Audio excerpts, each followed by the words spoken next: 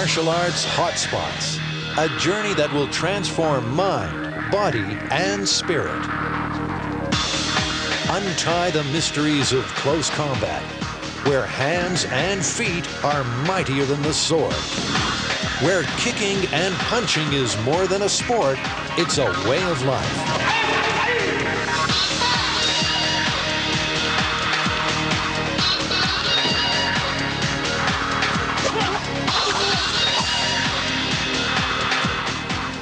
In this hour, we'll visit the homes of modern martial arts. The Kung Fu monks of China, testing physical extremes with wills of iron. Powerful Thai kickboxing, where the only way out of the ring is often on a stretcher. The stick fighters of the Philippines, pulling no punches. Korea's army of Taekwondo children. And Japan, where the ancient legends of the samurai are alive and well.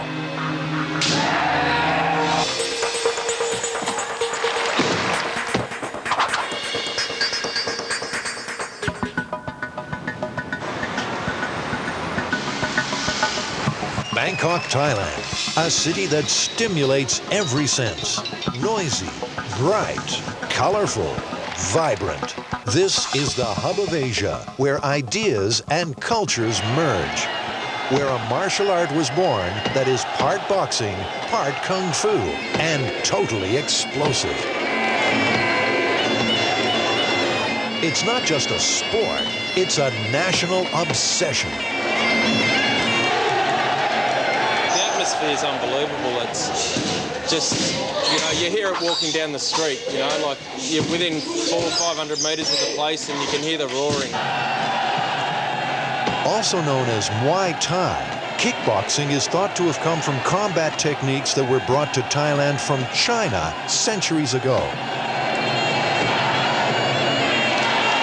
It's a powerful, brutal form of combat, famous as the science of 8 limbs. Hands, feet, elbows, and knees are all fair game.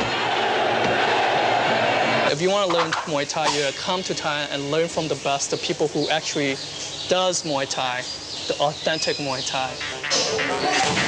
The Fairtech School is the hotspot for kickboxing. Spend a day here, and you'll soon understand you are among some of the world's elite athletes. Training is tough.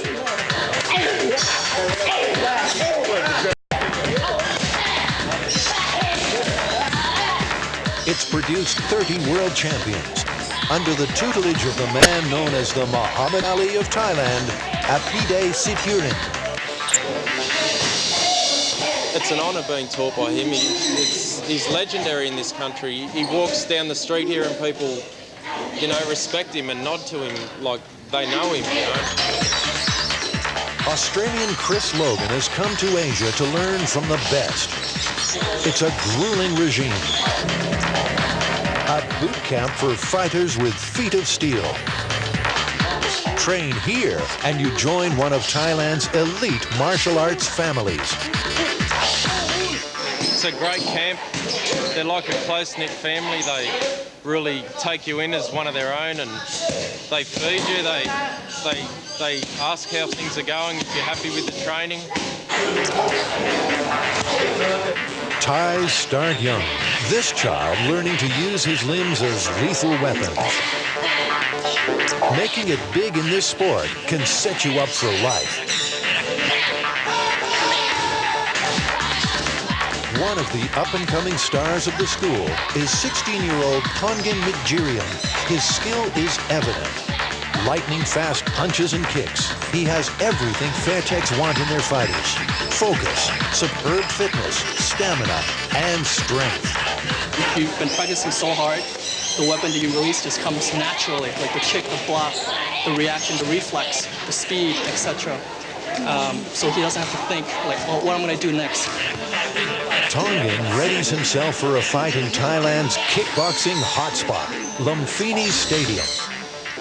If he can beat this fight, yes, they prove to everyone that, yeah, he's good enough to be in the pro, and that eventually that his pay raise of the fight prize money will go up, and also his competition will go up in ranking. So it would definitely help him out in his career.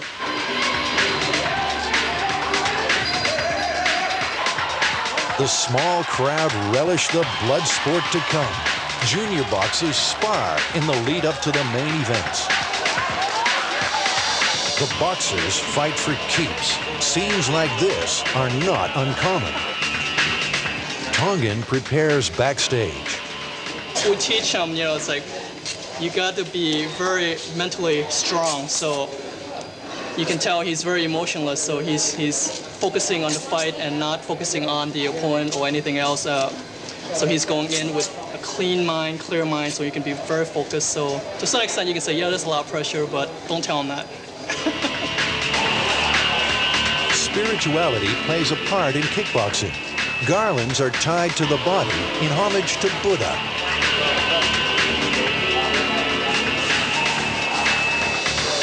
Prayers are offered.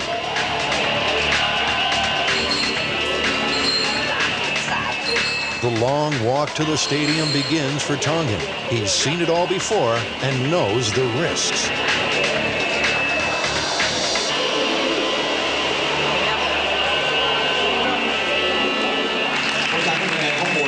Pre-match warm-ups are a combination of practice and prayer.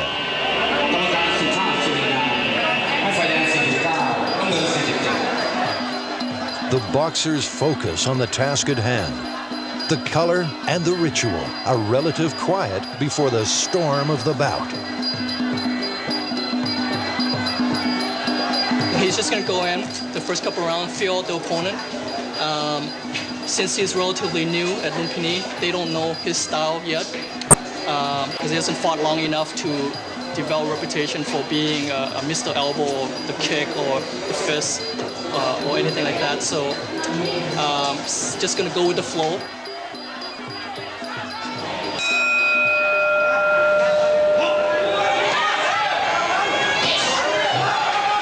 Round one. Kicks and punches are traded. A few Westerners enjoy the spectacle.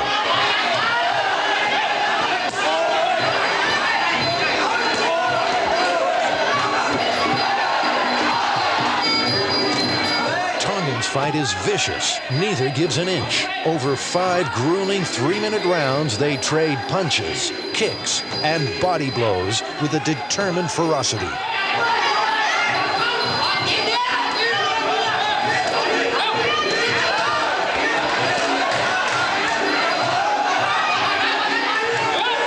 The crowd scents blood.